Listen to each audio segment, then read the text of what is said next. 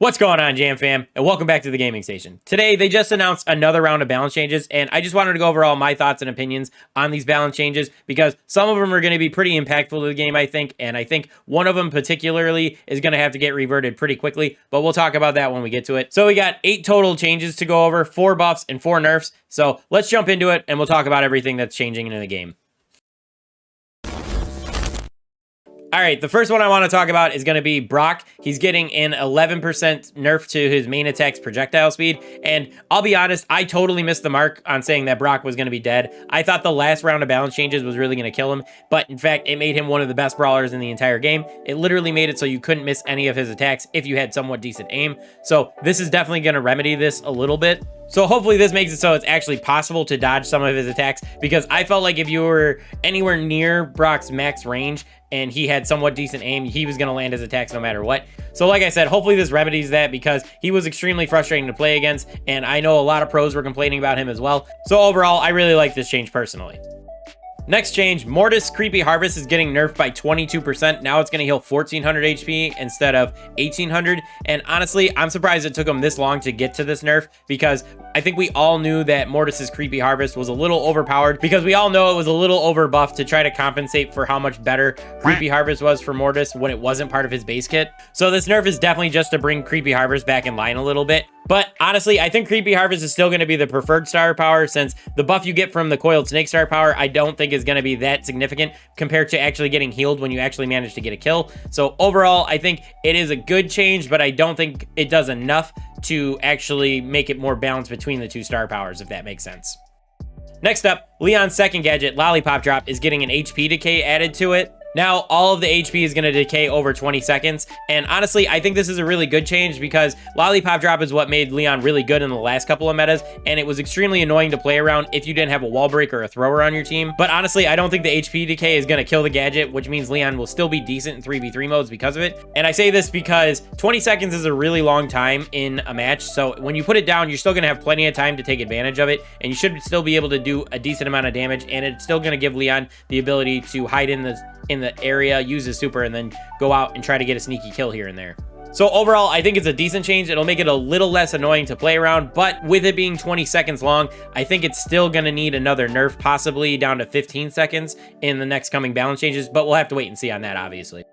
Next up, Ash is getting a little bit of a rework. He's now going to receive less rage from taking damage, and his first bash star power is getting a 100% rage increase, so it's now going to give you double or triple rage. I'm not 100% sure, but it's getting more rage for your first attack when your ammo's full. So as far as the reduction of rage when you're taking damage, I think this is going to make Ash a lot less toxic when he's paired with Byron, because you won't be able to just take aggro and get healed up by Byron while they're filling up your rage and making you do more damage and move faster. So honestly, I think this is a pretty decent solution to that toxic Ash Byron comp. And as far as the first bash change, I think it's a decent change, but honestly, I think the second star power is still going to be preferred a little bit more, because when you are full rage, you can pump out shots a lot faster, which keeps you raged up a little bit longer. However, if you run first bash with Byron, you can get healed up and then get a ton of rage from your first attack, so that might keep him viable with Byron, but not quite as viable as he was before, where he was getting a ton of rage just from taking damage while Byron was healing him. So overall, I think these are really good changes for Ash, and I think they'll help balance him out a little bit, but if I'm totally honest, I won't be shocked if he's still really good with Byron. So if that happens, they're probably going to have to rebalance him again, but we'll have to wait and see on that again.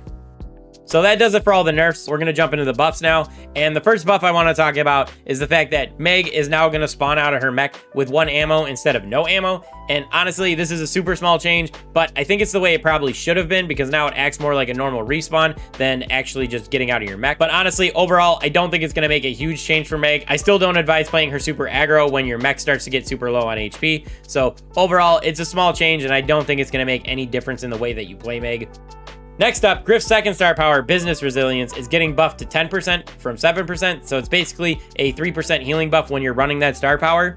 Now, personally, I think this is a really good star power in a vacuum. I've always thought that, but the issue is that Griff's other star power, his first one, Keep the Change, is just so much better for Griff that you're never going to want to run Business Resilience over that star power. So they can buff this star power all they want, but as long as they don't ever buff Griff's base unload speed, I don't think it's ever going to be preferred over Keep the Change, unless they made it like stupid overpowered where it healed like 25% of your HP over 2 seconds or something like that. which obviously would be 100% broken, and I would never want to see that added to the game. So if they're going to buff Griff, I think they need to look at his base unload speed before they take a look at his star powers, but that's just my personal opinion. You guys can always let me know what you guys think about that down in the comments.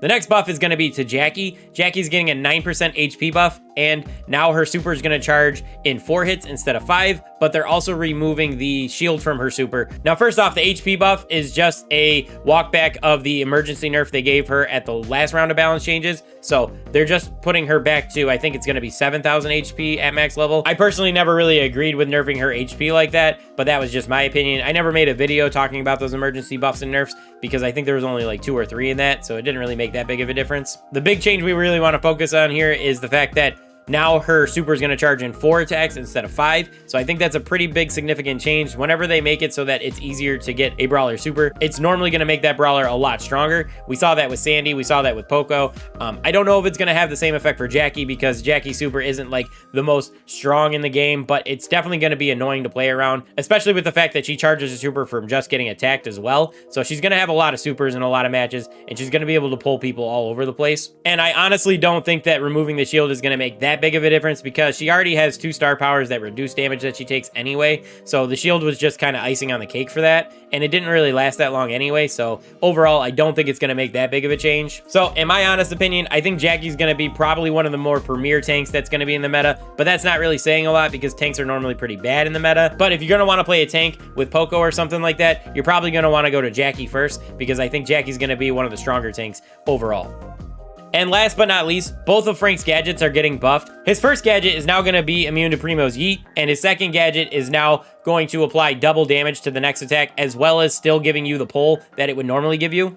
Now, as far as Frank's first gadget change, I'm 100% a fan of this. To me, it never really made sense that it didn't cancel out Primo's Yeet, and it really made it annoying to play against Primo because he always 100% hard countered Frank no matter what. So at least this now gives Frank some kind of play around if you have it equipped when you face a Primo. However, I'm not really a fan of the second gadget change. Giving it double damage is a huge change, especially considering how much damage Frank can do now, because they did give Frank a big damage buff a few months ago. Actually, it was kind of a long time ago, but whatever. He does like 1,700 damage now. So when you double that damage, he does like 3,400 damage, and that's a ton of damage. He'll be able to one-shot a decent amount of brawlers, and if you have any pre-damage going into a Frank, he could possibly one-shot you with that too. And whenever there's a gadget that gives you double damage, we almost always see a nerf to it pretty much immediately in the next round of balance changes. We saw that with Colt's Silver Bullet a few months ago, and we just saw it again with Brock's Rocket Fuel. So honestly, I think that giving this gadget double damage is a huge mistake. Maybe if they gave it something like 30% damage bonus or something like that, I think it would help a little bit more and you wouldn't have to nerf it immediately. But with Frank being able to do 3,400 damage with this gadget, it's definitely going to be the more preferred gadget in my opinion,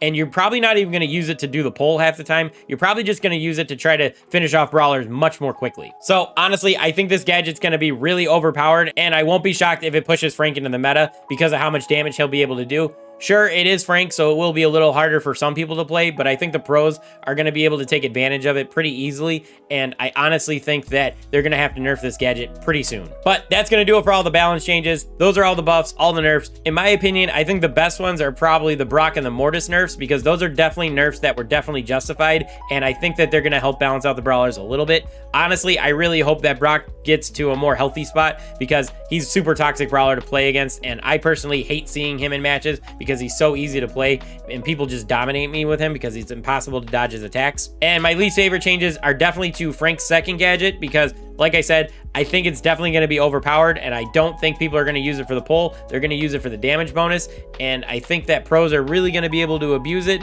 So I won't be shocked if we have to see either an emergency nerf or it get nerfed in the next round of balance changes. And the other balance change I'm really not a fan of is the Griff star power balance change. Not so much because I think that star power didn't need a buff, but the problem is that they're kind of missing the point of why people aren't using that star power, and that's the fact that you really need to have that unload speed buff on Griff. Overall, I just think they're missing the point on Griff, so I would like to see them buff Griff's unload speed and then take a look at the star powers personally. But let me know what you guys think about the balance changes down in the comments. Let me know what you think about my opinions as well, because honestly, sometimes I'm really wrong about these balance changes. A really good example of that is with the last round of balance changes with Brock. So if you guys think I'm way off on some of these predictions, let me know down in the comments. But I hope you guys enjoyed this video. Thanks for watching, and I'll catch you guys in the next one. Peace.